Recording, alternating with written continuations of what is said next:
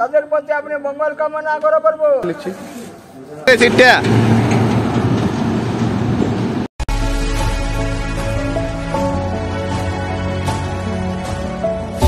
Hello বন্ধুরা, কেমন আছো সবাই?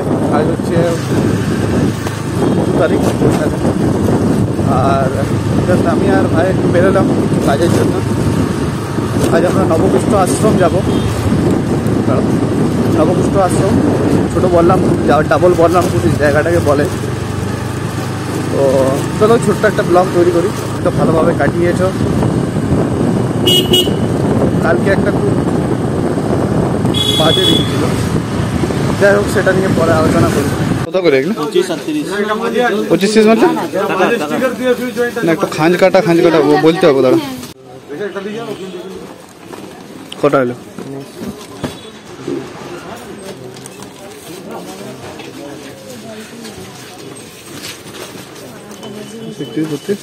তেত্রিশ টাকা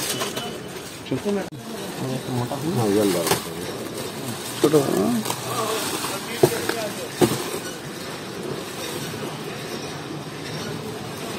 এই বড় সাইজ হয় না, এমনি সাইজই হয়। লিখবি তো বেশি লিয়া, ছেড়ে দে।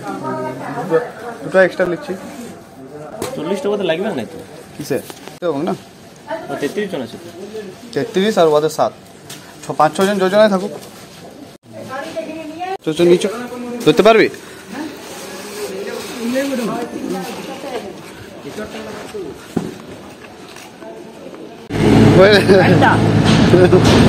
বরবার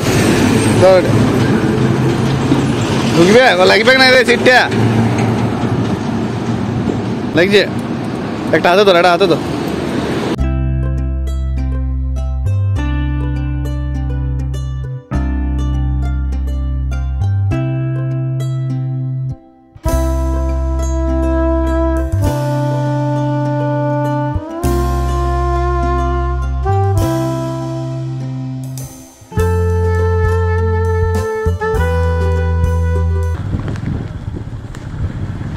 তো চলো বন্ধুরা, ভেতরে আর কোনো ভিডিও করা হয়নি, তো কিছুগুলো ছবি তোলা হয়েছে। তো উদ্যোগটা বাবারই, মাঝে মধ্যে আমরা দিয়ে থাকি। বাবা এবছর আসেনি কিছু কাজের জন্য।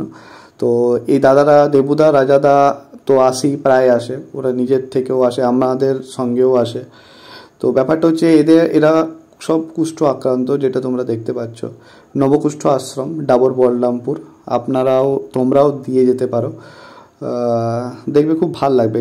নিজেদের যে কোনো শুভ অনুষ্ঠানে যতটা নিজেদের সামর্থ্য মতো দিয়ে যেতে পারো। আমাদের সাথে অন্যরাও এসছিল, তারাও কিছু দিয়ে গেছে, ও বাইরে থেকে এসছিল তারা। তো ভাল লাগবে, মানে নিজেরা তো নিজেদের জন্য করছি, যদি খুব কম পরিমাণও যদি কারোর জন্য কিছু করতে পারি নিঃস্বার্থভাবে, তো সেটা দেখবে আরো বেশি ভালো লাগবে। লাস্টে ওরা প্রার্থনা করে, তো প্রার্থনাটা একটু দেখে নিও, দেখে খুব ভালো লাগবে তোমাদের।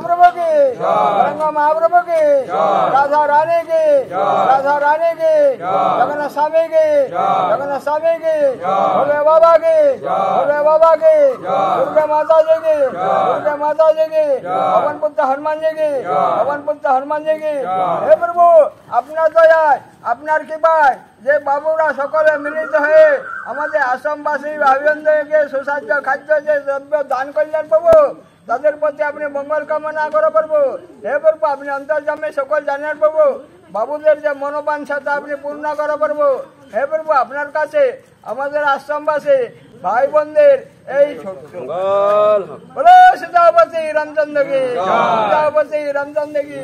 হে প্রভু, বাবুরা যে কাজে নিযুক্ত আছেন সেই কাজের জন্য তারা উত্তীর্ণ হয় এবং তাদের শরীর স্বাস্থ্য ভালো রাখুন, আর তাহারা যেন আত্মীয় স্বজন বন্ধু বান্ধবের সঙ্গে মিলিত হয়ে শান্তি শৃঙ্খলা ভাবে গৃহস্থের মধ্যে বাস করে পারবো। হে প্রভু, আপনার কাছে আমাদের আশ্রমবাসী ভাই বোনদের এই ছোট্ট নমস্কার। ভালো থাকুন।